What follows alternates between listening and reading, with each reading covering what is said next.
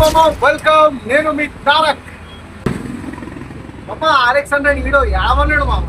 Regional starting career లో బాగుండే. దాని తర్వాత ఏమైతుంది మామ, దానికన్నా ముందు నేను ఒకటి మాట్లాడాలనుకుంటా. ఏంటంటే చిరంజీవి గారిని హక్ చేసుకొని దిస్ ఈజ్ మై లైఫ్ లో ఫస్ట్ మంచి మూమెంట్ అంటే అని పెంచి ఇండియాలో నుంచి అమ్మా నాయన పీపుల్ కట్టి కాలేజ్ పంపించి అరే నీ అబ్బా ఇండియానం చేస్తే this is the first moment.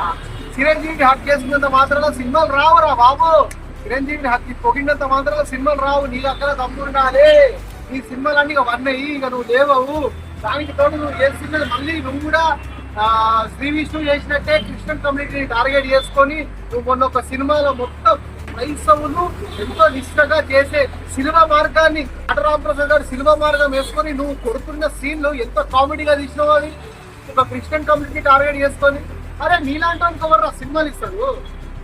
ఎవరిస్తాడు చెప్పు నీలాంటి వాళ్ళకి సినిమాలు?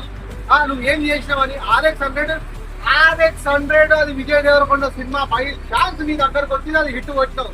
సో ఎందుకంటే రావు, ఎందుకంటే మీలాంటి హీరోలు ఏదైతే చిన్న స్థాయి హీరోలు ఎప్పుడైనా ఎలా ఉండాలి అంటే మనకి ఇండస్ట్రీ నుంచి సపోర్ట్ కావాలంటే అయ్యా అప్ప అనుకుంటానని ఉండాలి.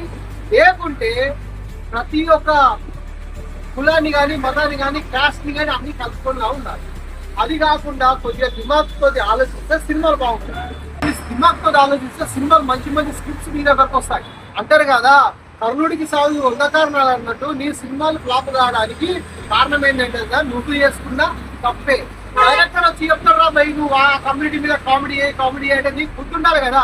చదువుకున్నావు కదా, కాలేజ్ లేదా, బాగానే చదువుకున్నావు కదా. ఏమైంది నీ తర్వాత వచ్చిన కిరణ్ అబ్బవరం ఏమైనా పచ్చగాడు మీ అమ్మ ఆ సినిమాతో 100 కోట్ల క్లబ్ లో పోయింది. అది నీ అమ్మ స్టోరీ సెలెక్షన్ అంటే, అది నీ అమ్మ దమ్ము అంటే అట్లా నీ స్టోరీ సెలెక్షన్ తీసుకోవాలి. కిరణ్ అబ్బవరం గారిని చూసి నేర్చుకొని నువ్వు అయినా కార్తీక్ అండ్ శ్రీ విష్ణు గారు మీరందరూ ఏంటంటే ఇక కొన్ని రోజుల బతుకులే మీ అన్ని ఇంటర్నేషనల్ స్టాండర్డ్ భక్తులు కావు. మీ ఇప్పుడు కిరణ్ అబ్బవరం దిల్ రూపా సినిమా పీకింది పర్లేదు. అయినా సరే ఆ సినిమాతో 100 కోట్ల బతులో పోయి అమ్మ సినిమా స్టోరీ సెలెక్షన్స్ అట్లా ఉండాలి. అది